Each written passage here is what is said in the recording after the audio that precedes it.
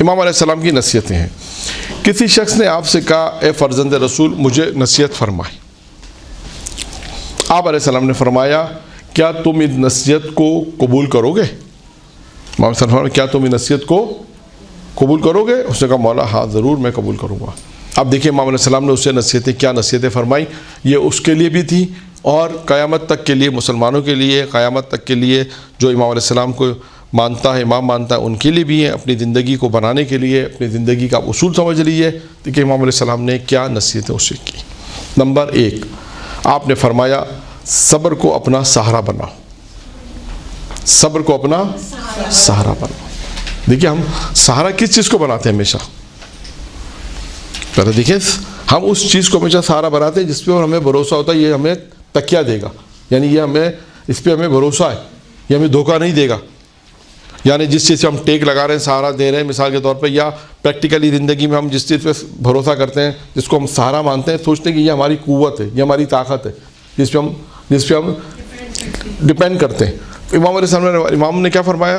صبر کو سہارا بناؤ، یہ تمہارا سہارا بنے گا. پھر اس کے بعد فرمایا ناداری کو پکڑے رہو. پھر فرمایا خواہشات سے کنارہ کشی کرو. دیکھیں جو انسانی زندگی میں خواہشات بہت زیادہ آتی ہیں، خواہشات ہیں انسان، امام نے فرمایا اس سے کنارہ، اس سے دور ہی اختیار کرو. خواہشات نفسانی انسان کو کیونکہ گناہ کی طرف لے جائے گی. بیشتر خواہشات یہی ہے کہ خواہشات نفسانی کیا ہے؟ انسان کو گناہ کی طرف مائل کرتی ہیں، گناہ کی طرف قدم بڑھاتی ہیں، گناہ کی طرف انسان کا رخ موڑ دیتی ہیں. امام نے فرمایا خواہشات نفسانی کو کنارہ کشی کرو، اس کو چھوڑو، اس سے دوری اختیار کرو. ہوس رانی، وہی خواہشات نفسانی، ہوس رانی کی مخالفت کرو. جیسے کہتے ہیں انسان خواہشات نفسانی میں انسان اب دولت کا حویث بن جاتا ہے، مال کا حویث بن جاتا ہے، مختلف چیزوں کا انسان حویث بن جاتا ہے. حویث رانی کہتے ہیں اس میں اندر بہت چیزیں ہوس ہے، چاہے وہ گناہ کی بھی ہوس ہو، بہت ساری چیزوں کے انسان کے اندر ہوس ہوتی ہے. امام نے فرمایا اپنی ہوس رانی کی مخالفت کرو. پھر یہ یاد رکھو، یہ بھی یاد رکھو، امام فرماتے ہیں، دیکھیں ایک اور جملہ امام، یہ بھی یاد رکھو کہ تم اللہ کی نگاہ سے باہر نہیں ہو.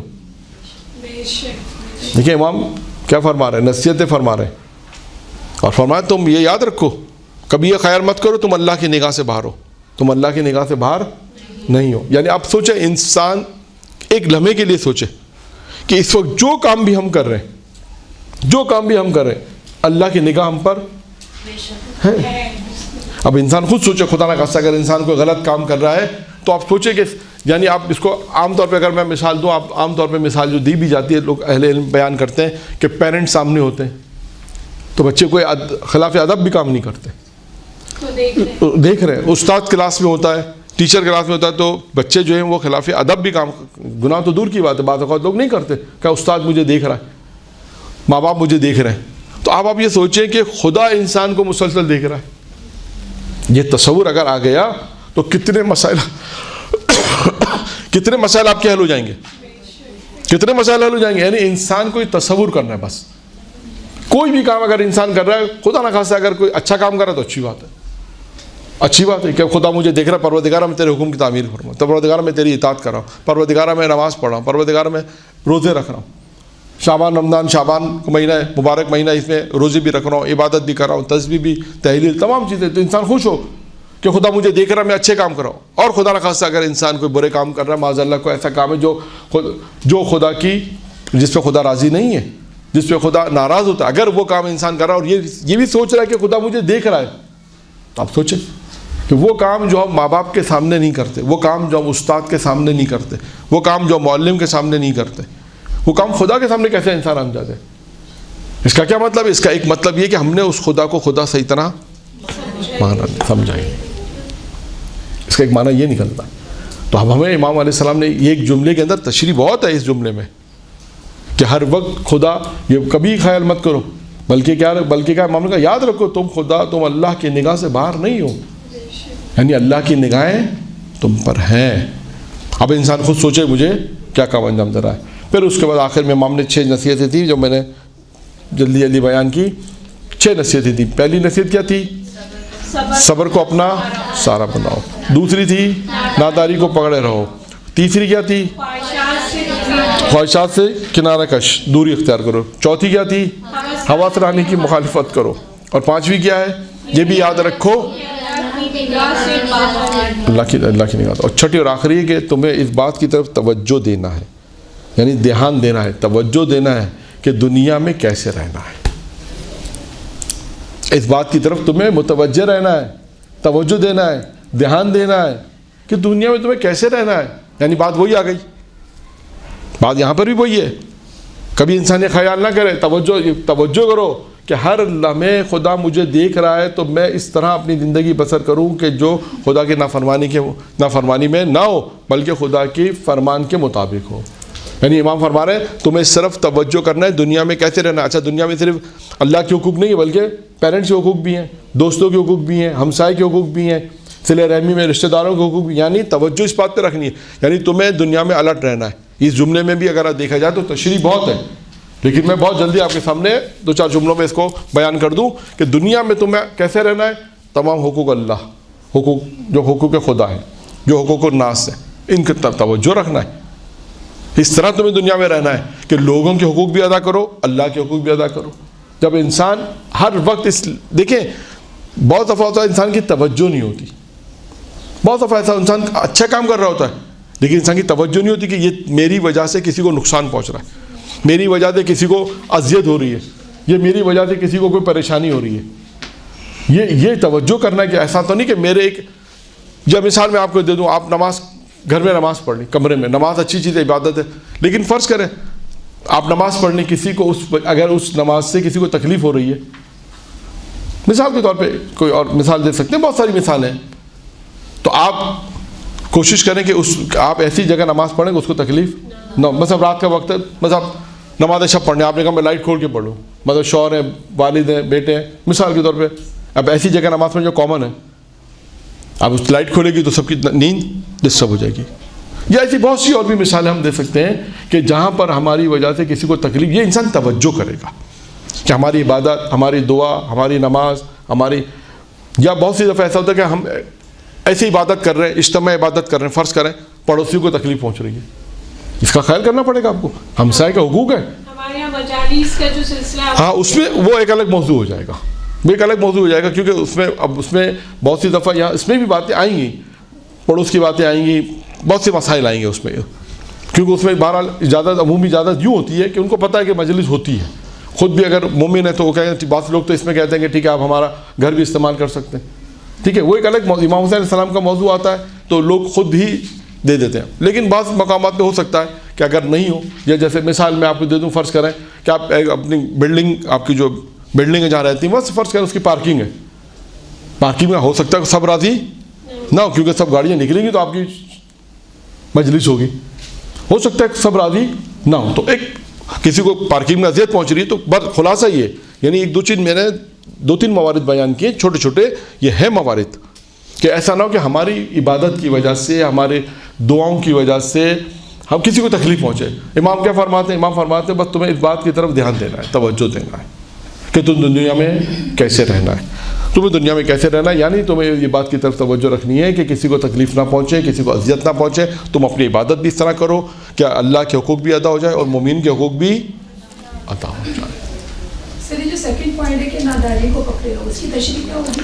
ناداری کا مطلب ہے کہ دیکھیں یہاں پر ناداری کہتے ہیں فخر کو, غربت کو پکڑے نے, تو مراد ہے کہ انسان شاید اس مال کی طرف نہ جائے, یعنی جتنا اللہ نے دیا انسان اسی میں رہے, شاید یہ ہو سکتا ہے احتمال ہے, یعنی جو اللہ نے دیا ہے جتنا انسان اسی میں ان قناعت کرے. یعنی ناداری مطلب بہت سی دفعہ ہوتا ہے انسان دولت کی وجہ سے شاید حرام کی طرف جائے. ناداری کہتے ہیں فخر کو, پیسہ نہ ہونا, فخر, یعنی اس کو پکڑے رہو, یعنی کیونکہ اب یہ بھی ہوتا ہے کہ انسان کے پاس جب بعض اوقات ہوتا ہے کہ کم ہوتا ہے تو شاید انسان گناہ نہیں کرتا, یعنی آپ نے یہ بھی دیکھا ہوگا جن کے بہت زیادہ دولت آتی ہے وہ بہت زیادہ جو ہے گناہ میں ملوث ہو جاتے ہیں, یہ بھی ہو سکتا ہے. تو بہرحال ایک جملہ تھا کہ ناداری کو پکڑے رہو, یعنی یہاں پر یہی مراد ہے کہ فخر مراد ہے. یہ 6 نصیحتیں امام علیہ السلام کی جو میں نے آپ کے سامنے بیان کی. اب ایک مشہور روایت ہے, اور وہ روایت یہ ہے کہ وہ بھی ایک امام کا قول ہے کہ امام فرماتے ہیں کہ ہر مومن کو 3 خصوصیتیں کہہ سکتے ہیں آپ, یا 3 چیزوں کی ضرورت ہے, بلکہ بعض روایت میں یہ جملہ ہے کہ مومن 3 چیزوں کا محتاج ہے. یہ ترجمہ شاید زیادہ بہتر ہوگا کہ مومن تین چیزوں کا محتاج ہے. نمبر 1 اللہ کی توفیق. اللہ کی توفیق. توفیق کسے کہتے ہیں؟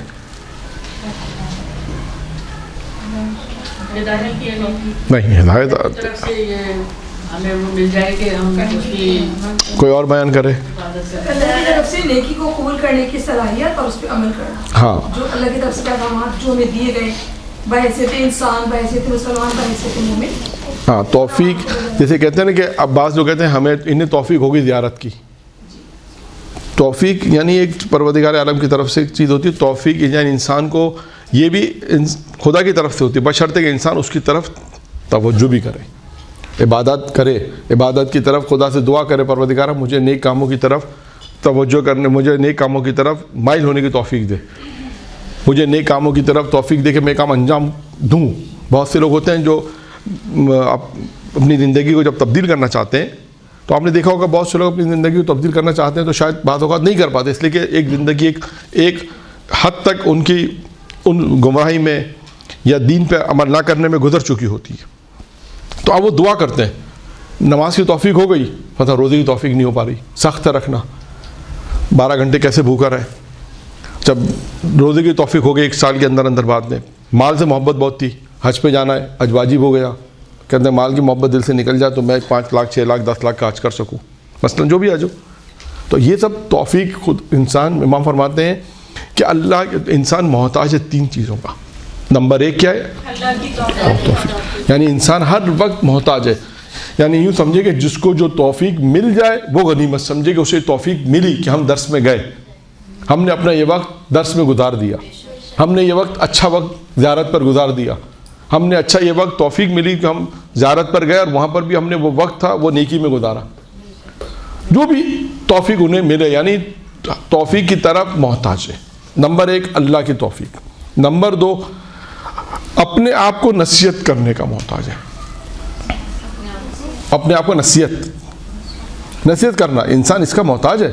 یعنی انسان اس بات کی طرف بھی متوجہ رہے، یعنی محتاج ہے کہ کوئی اسے نصیحت کرے. یعنی اس بعض روایتوں میں اس کا ترجمہ یوں ہے کہ انسان اپنے باطن کی اصلاح کرے.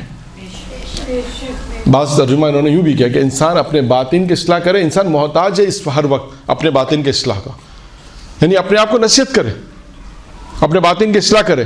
کبھی یہ ہم تقریباً سمجھے 100% شاید 99% کیا ہوتا ہے، ہم کہتے ہیں کہ سامنے والے کو اصلاح کی زیادہ ضرورت ہے،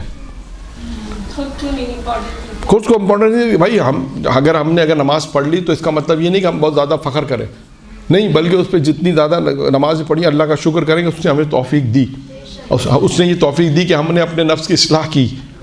یعنی آج جو معاشرے میں جو اہم ترین کام ہے، دیکھیں تبلیغ بھی شروع کب سے کہاں سے ہوتی ہے؟ پہلے اپنے نفس سے شروع ہوتی ہے. پہلے اپنے نفس کو انسان اصلاح کرے گا تو آگے جا کے تبلیغ کرے گا. تو یہ محتاج ہے انسان کہ اپنے باطن کی اصلاح کرے، اپنے آپ کو نصیحت کرنے کا انسان محتاج ہے. ہم زیادہ تر توجہ رکھتے ہیں سامنے، پڑھ لکھنے کے بعد کہتے ہیں یار ان کو نصیحت نہیں.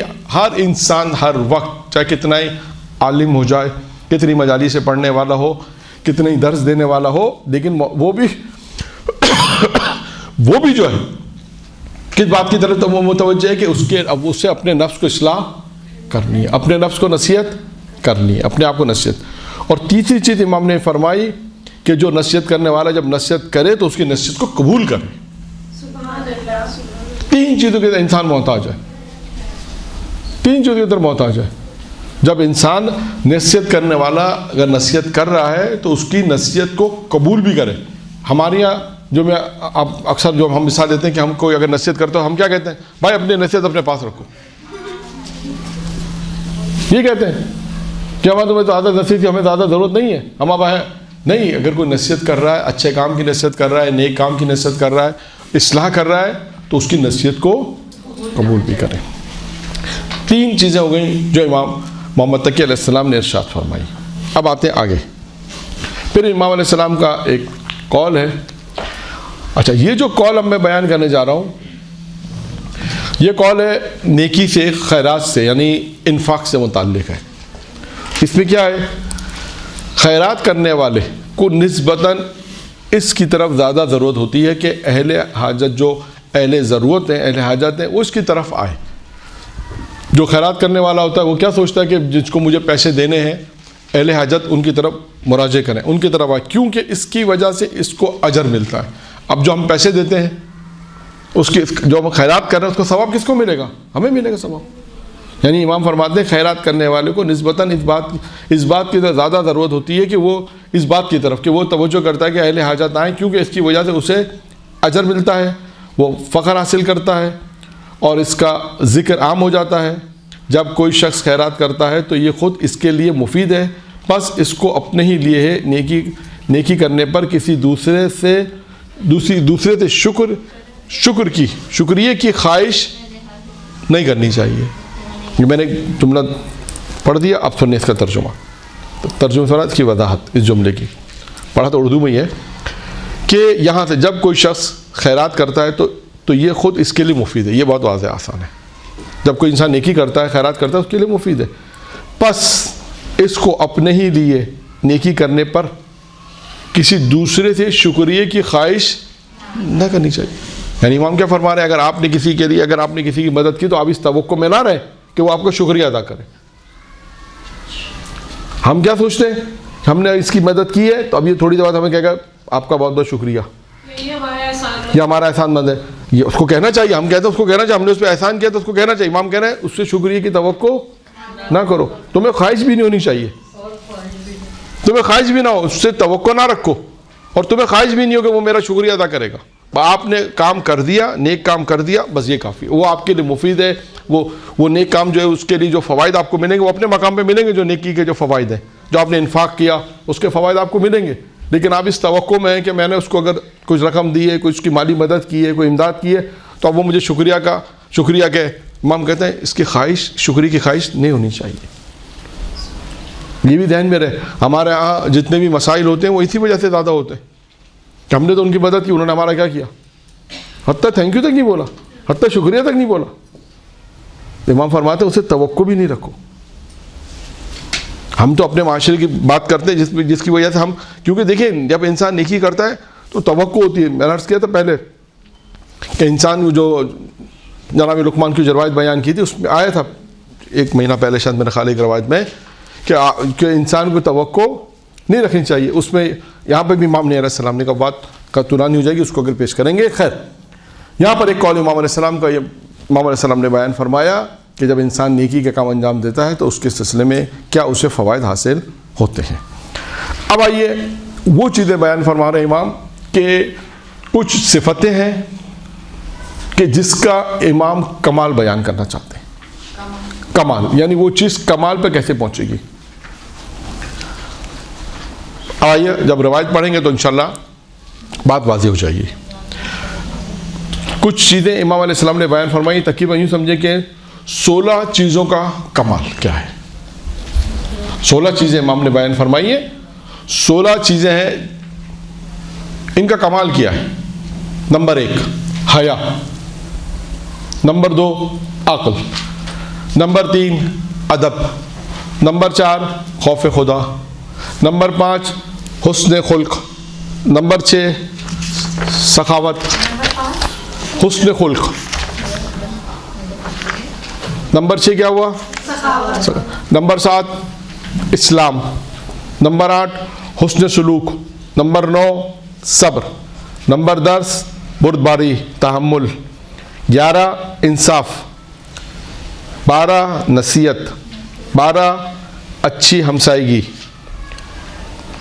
13 یہ 12 ہے نصیحت، 13 ہے اچھی ہمسائیگی، 14 کیا ہے شکر، 15 ہے دوستی کا کمال، اور 16واں ہے سلامت روی، کیسے انسان سلامت رہے. اب میں نے اس کو ایک دوسرے طریقے سے آپ کے سامنے بیان کیا ہے. یعنی امام علیہ السلام نے ان 16 چیزوں کا کمال بیان کیا ہے. دیکھیں نا، بہت ساری چیزیں کسی وجہ سے کمال تک پہنچتی ہیں. 16 چیزیں ہو گئی، کتنی ہوئی ہیں؟ 16 چیزیں ہوئی. اب جب تفصیلات میں بیان کروں گا تو ریپیٹ ہو جائیں گے، ٹھیک ہے؟ اس میں آپ نشان لگا لیجئے گا. نمبر 1 کیا ہے؟ حیا. اب دیکھیے حیا کا کمال کیا ہے. دیکھیے پہلے تو آپ کو کمال سمجھنا پڑے گا. کمال کسے کہتے ہیں؟ عروج پہ پہنچ جانا. یعنی ہم اپنی زندگی میں کہتے ہیں نا یہ شخص کمال تک پہنچ گیا, یہ شخص نے وہ مقام حاصل کر لیا. اچھا وہ کمال تک پہنچنے کا نام ہے. حیا کا کیا کمال ہے؟ امام فرماتے ہیں اس کا کمال یہ ہے کہ وہ کسی دوسرے سے ایسا سلوک نہ کرے جسے وہ خود پسند نہ کرتا. یہ حیا کا کمال ہے. کیا فرما رہے ہیں امام؟ کسی دوسرے سے ایسا سلوک نہ کرے جو اسے خود پسند نہ ہو. اب دیکھیے ہوتا کیا ہے, ہم اپنے لیے تو اچھی چیزیں پسند کرتے ہیں اور دوسروں کے لیے وہ چیزیں پسند کرتے جو ہمیں پسند نہیں ہوتی. ہم چاہتے ہیں اسے یہ دے دو, ہمیں پسند نہیں ہے, ہمارے پاس آیا تحفے میں, کہا ہمیں تو پسند نہیں ہے, چلو یہ کسی اور کو دے دیتے ہیں. بہت ساری چیزیں اس کی مثالیں, بہت ساری مثالیں اس کی بن جائیں گی. امام نے فرمایا حیا. نمبر 2 کیا ہے؟ عقل. اس کا کمال یہ ہے کہ معاشرے میں اچھائی کو برقرار رکھا جائے, یا معاشرے میں جو اچھائی کی برقرار رہے گی, اچھائی جو ایک اچھا جو معاشرے میں اچھائی رہے گی, جو برقرار رہے گی, وہ کس کی وجہ سے ہوگی؟ عقل کی. عقل کا کمال یہ ہے کہ معاشرے میں اچھائی برقرار رکھے. نمبر 3 کیا ہے؟ ادب.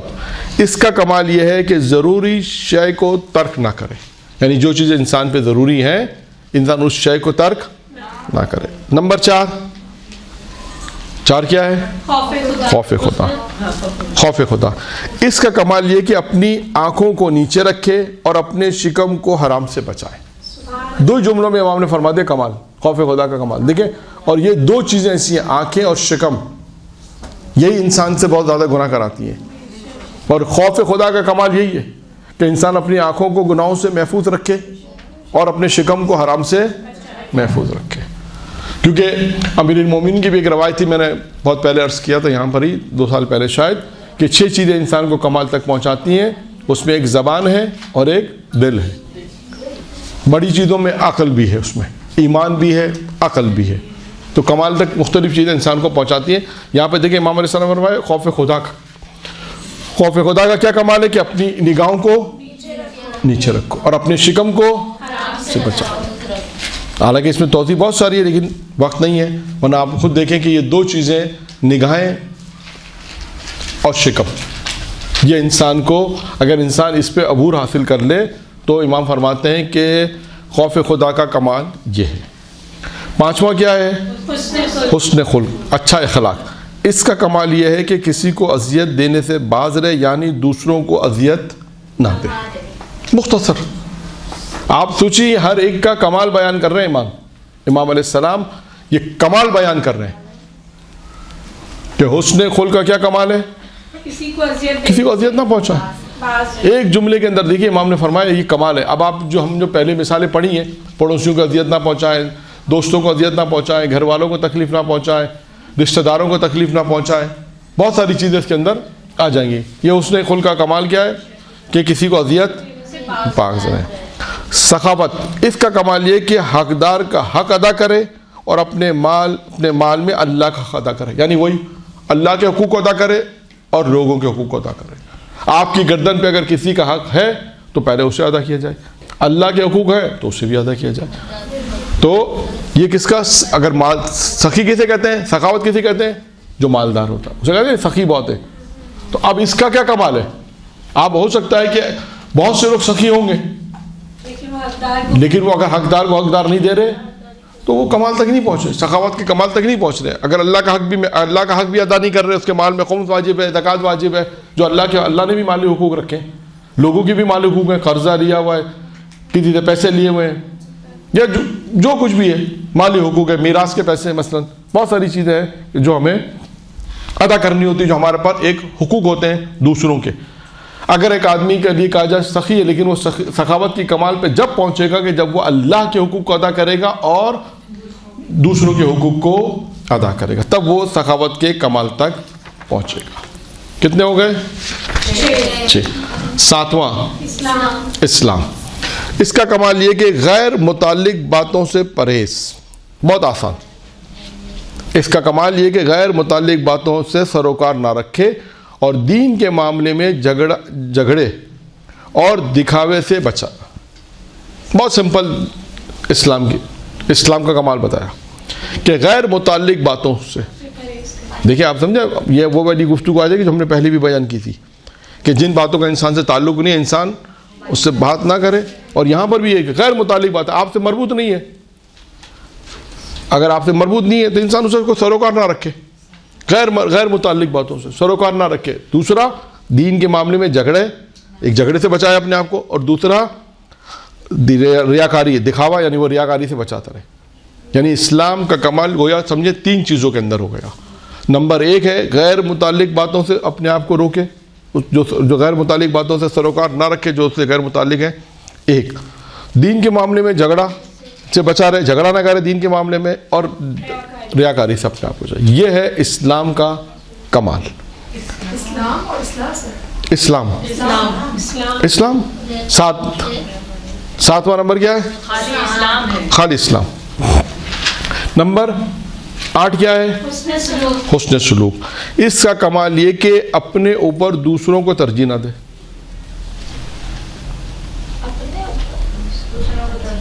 یعنی ہم کہتے ہیں نا ہم آپ سے بڑے ہیں, آپ ہمیں کیا سمجھتے ہیں؟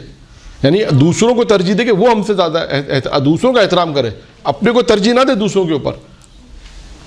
یعنی ہم بہت دفعہ کہتے ہیں نا, کہا جاتا ہے ارے آپ کو کیا آتا ہے, ہم نے تو 5 سال مدرسے میں پڑھا ہے, 10 سال مدرسے میں پڑھا ہے, 20 سال فلاں جگہ پڑھا ہے, آپ کو کیا آتا ہے. یعنی ہم گویا اپنے آپ کو ترجیح دے رہے ہیں دوسروں پر. یہ چیز اسلام کو پسند نہیں ہے, یہ چیز پسند نہیں ہے. یعنی حسن سلوک کا کمال یہ کہ اپنے آپ کو دوسروں پر ترجیح نہ دیں.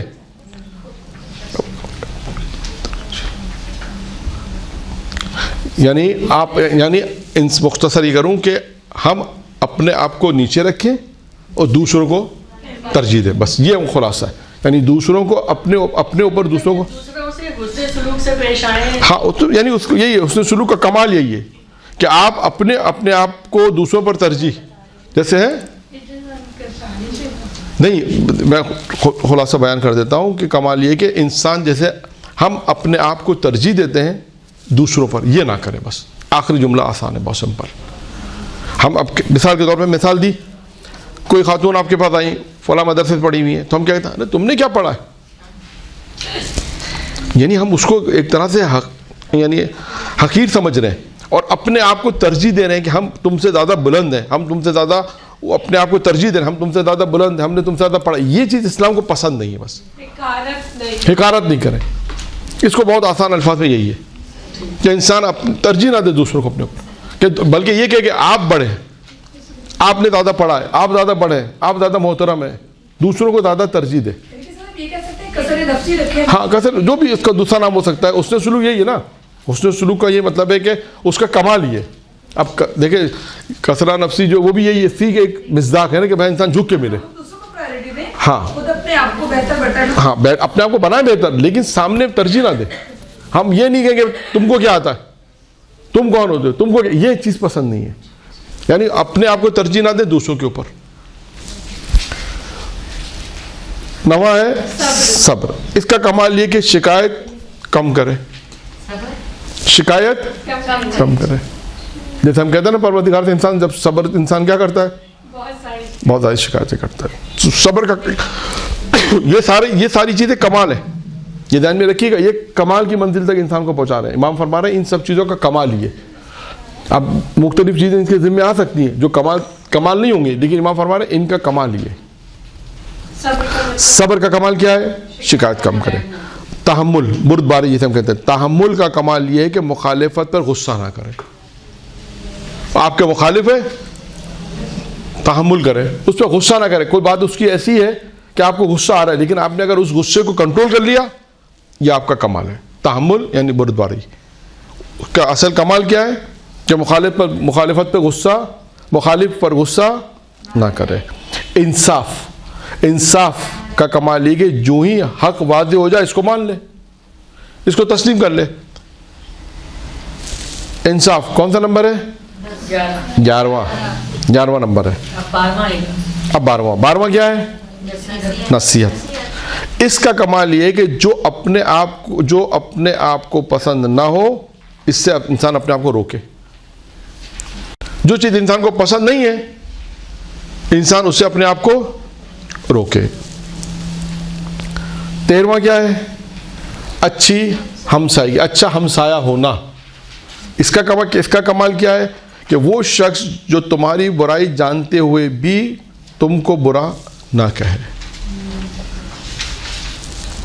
اچھا ہمسایہ ہونا، اس کا اچھا ہمسایہ ہونے کا یہ ہے کہ وہ شخص، یعنی کوئی بھی مراد ہے، وہ شخص جو تمہاری برائی کو جانتے ہوئے بھی تم کو وہ برا نہ کہے۔ یعنی مثال کے طور پہ ہمارا ہمسایہ کو جانتے ہیں کہ وہ برا شخص ہے، لیکن پھر بھی اس کو جانتے ہوئے بھی اس کو برا نہ کہنا چاہیے۔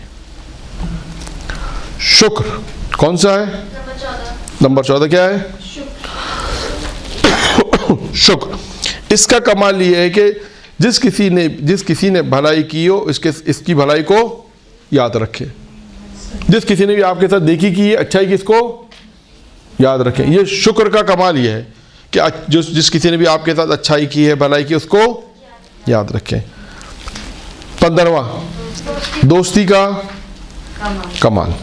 اس کا کمال یہ ہے کہ وہ شخص جو تم سے زیادہ موافقت کرے اور کم سے کم اختلاف کرے۔ دوستی کا کمال یہ ہے کہ وہ شخص جو تم سے زیادہ موافقت کرے، یعنی جو آپ کی، یعنی جسے یوں کہہ سکتے ہیں جو آپ کے ساتھ زیادہ، جس کی بنتی اردو میں کہہ سکتے ہیں، جو آپ کی باتوں میں زیادہ موافقت کرے، جو آپ کے خیال، آپ کے اس کے خیالات ملتے جلتے ہوں، اس کو یوں کہہ سکتے ہیں۔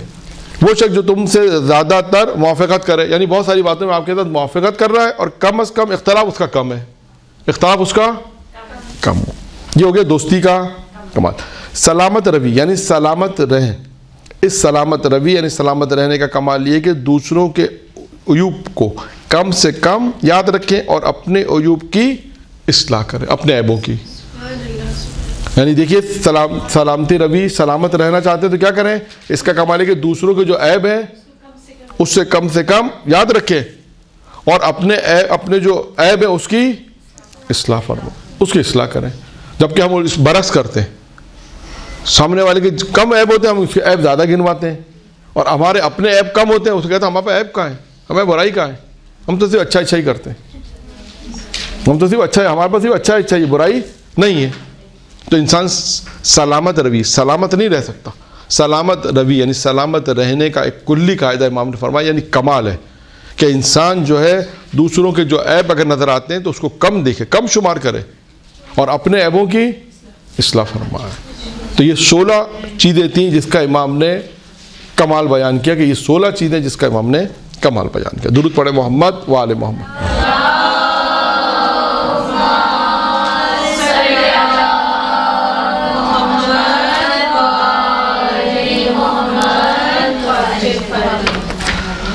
اچھا، اب امام علیہ السلام نے ایک اور فرمایا، امام کا ایک ارشاد ہے، امام فرماتے ہیں کوئی شخص ایمان کے حقیقی کمال تک نہیں پہنچ سکتا۔ اب آپ کو امام ایمان کی حقیقت بیان کرنا چاہتے ہیں۔ امام فرما رہے ہیں کوئی شخص بھی ایمان کی حقیقت، یعنی ایمان کی جو حقیقت ہے اس تک نہیں پہنچ سکتا جب تک 2 چیزیں اس میں نہ ہوں۔ 2 صفتیں اگر اس میں ہوں گی، 2 کوالٹی اگر اس میں ہوگی تو وہ ایمان کی حقیقت تک پہنچ سکتا ہے۔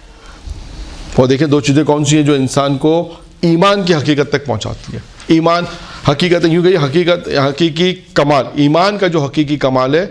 اب تو اپنے ایمان کی گفتگو تو بہت ساری سنی، ایمان امام فرما رہے ہیں کہ ایمان کا جو حقیقی کمال ہے وہ کیسے حاصل ہوگا؟ 2 چیزوں کے ذریعے سے۔ نمبر 1، جب تک دین کو اپنی خواہشات پر ترجیح نہ دو۔ دین کچھ کہتا ہے، خواہشات کچھ کہتی ہے۔ بہت آسان ہے نا۔ دین کیا کہتا ہے؟ نماز پڑھو۔ خواہشات کیا کہتی ہے؟ نماز نہیں پڑھو۔ دین کیا کہتا ہے؟ حجاب کرو۔ خواہشات کیا کہتی ہے؟ دین کیا کہتا ہے؟ مس گیدرنگ نہیں ہونی چاہیے، ایسی محفلیں جو حرام کی نہیں ہونی چاہیے، اور خواہشات کیا کہتی ہے؟ ہونی چاہیے۔ بس دین کو ترجیح دینا۔ وہ شخص کمال حقیقت تک نہیں پہنچ سکتا جب تک وہ دین کو ترجیح نہ دے اپنی خواہشات کے اوپر۔ آپ خود ایک جملہ امام علیہ السلام کا آپ دیکھیں کہاں سے کہاں آپ کو پہنچا دے گا۔ ایک جملہ امام کا، ایک جملہ کہ دین آپ کو سب سے اہم چیز اس میں معلوم ہے کیا ہے جو میں بیان کرنا چاہوں؟ پہلے ان کو دین پتہ ہونا چاہیے۔ ابھی کتنے ایسے ہمارے معاشرے میں جو مسائل ہیں جس میں لوگوں کو دین ہی نہیں معلوم. بہت سے ایک مثال میں آپ کو دے دوں کہ بہت سی ایسی مثالیں ہیں. ایک مثال میں آپ کو دیتا ہوں. اب یہ بہت سے لوگوں کو نہیں معلوم کہ مثال کے طور پہ بہنوں ہی نامحرم ہے, چچی نامحرم ہے, ممانی نامحرم ہے. کتنے ایسے لوگ ہیں, بچے ہیں جنہوں نے اپنی زندگی ممانی کے ساتھ گزاری ہے نا. کتنے ایسے لوگ ہیں جنہوں نے اپنی زندگی بچپنا اور بڑے ہوتے گئے لیکن چچی بھی نامحرم ہے, ممانی بھی نامحرم ہے, سالی کے لیے اور بہنوئی بھی نامحرم ہے, پھپھا خالو بھی. اب آپ دیکھیے یہی چیز اپنی پوری زندگی میں کتنے ایسی فیملیز ہوں گی جن کو آپ پوچھیں گے اچھا یہ بھی نامحرم ہے, اچھا ان سے بھی پڑھتا ہے, اس کا مطلب دین ہی نہیں معلوم. پہلا یہاں پہ امام علیہ السلام کہ دین کو ترجیح دینی ہے. کب دیں گے دین؟ پہلا پتا تو ہو. دین ہی نہیں معلوم تو ترجیح کہاں سے دیں گے؟ میں اپنا تجربہ بیان کرتا ہوں. میں نے بچوں سے پوچھا, بعض اوقات ایسا ایک مسئلہ آیا تھا, مثال دے دوں آپ کو. ایک بچی نے کہا بے حجاب جا رہی تھی مثلا, کبھی بے حجاب کیوں جا رہی ہو؟ کہ اماں نے کہا اماں کا حکم ہے کہ بے حجاب رہو. تو میں نے کہا کہ اماں نے حکم دیا. کہ مولانا آپ کو نہیں معلوم اماں کو حکم ماننا واجب ہے؟ جو ایسی اماں کے ایسا کرنا ضروری ہے. اگر ابا نے کوئی کام بچے سے کہا ہے بس فرض کریں کوئی حرام کام کا ہے, اگر اس سے کہا بھائی حرام کام کیوں کر رہے ہو, تو کہا ابا نے کہا ابا کا حکم والدین کا حکم ماننا تو واجب ہے. لیکن اسے اب یہ نہیں معلوم کہ اب والدین کا حکم ماننا اس وقت تک واجب رہتا ہے جب اللہ کے حکم سے نہ ٹکرائے. یہ ایک دین کا مسئلہ ہے, اسے معلوم ہی نہیں ہے. تو اہم ترین چیز جو ہمارے معاشرے میں پہلا دین پتہ ہونا چاہیے. جب تک دین نہیں پتہ چلے گا, جب تک دین کا معلومات نہیں ہوگی, جب تک انسان بچے گا کیسے, اس کو ترجیح کیسے دے گا؟ تو لہٰذا یہاں پر سب سے اہم چیز کیا ہے معاشرے میں کہ لوگوں کو دین پتہ چلنا چاہیے. جب آپ کو پتہ چل گیا کہ ہاں یہ دین ہے, چچی نامحرم پتہ چل گیا بھتیجے کو چچی نامحرم ہے, تو اب اس سے حجاب واجب ہو جائے گا. ممانی نامحرم ہے, اس کا مطلب اسے واجب ان کو پردہ کرنا واجب ہو جائے گا. اب یہ دین پتہ ہوگا تو عمل کریں گے, دین پتہ نہیں ہوگا تو عمل نہیں کریں. اسی طرح بہت ساری چیزیں میں نے آپ کو جو نامحرم محرم کے مسائل ہیں وہ سب دین سے مربوط ہیں, وہ سارے دین سے مربوط ہیں. ٹھیک ہے. اسی طرح اب انسان کے خواہشات, اچھا خواہشات پتہ ہیں, بہت ساری گناہ انسان کو پتہ ہیں, جھوٹ بولنا پتہ ہے, بہت ساری گناہ بھی انسان کو پتہ ہے, یا بہت سارے گناہ بھی نہیں معلوم ہوتا. یہ بھی میں آپ کو اس طرف بھی آ جائیں.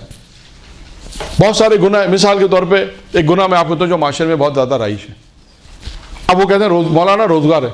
اب یہ دیکھیے گا فتووں کی طرف ہے, یعنی مہاراجا نے اس کی طرح توجہ دلائی کہ حرام آلات موسیقی کو بیچنا حرام ہے, لین دین. ٹھیک ہے نا. اب کسی سے کہا یار یہ کام تو حرام کر رہے ہیں, مولانا ہماری تو روزی, اللہ تو روزی دے رہا ہے. اب اسے یہ معلوم ہی نہیں کہ یہ حرام روزی اللہ نے اس کی اجازت ہی نہیں دی.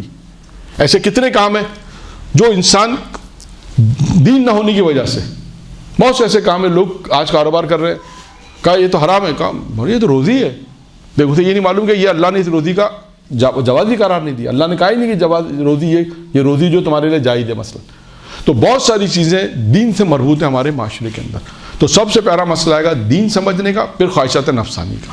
تو ہم کیسے کسی چیز کو کسی سے ترجیح دیں گے جب ہمیں پتہ ہی نہیں دین کیا ہے؟ معصوم فرماتے ہیں دین کو جب تک اس کا ایمان, دیکھیں ایمان کی حقیقت یعنی ایمان کا جو کمال ہے, حقیقی کمال تو انسان نہیں پہنچ سکتا.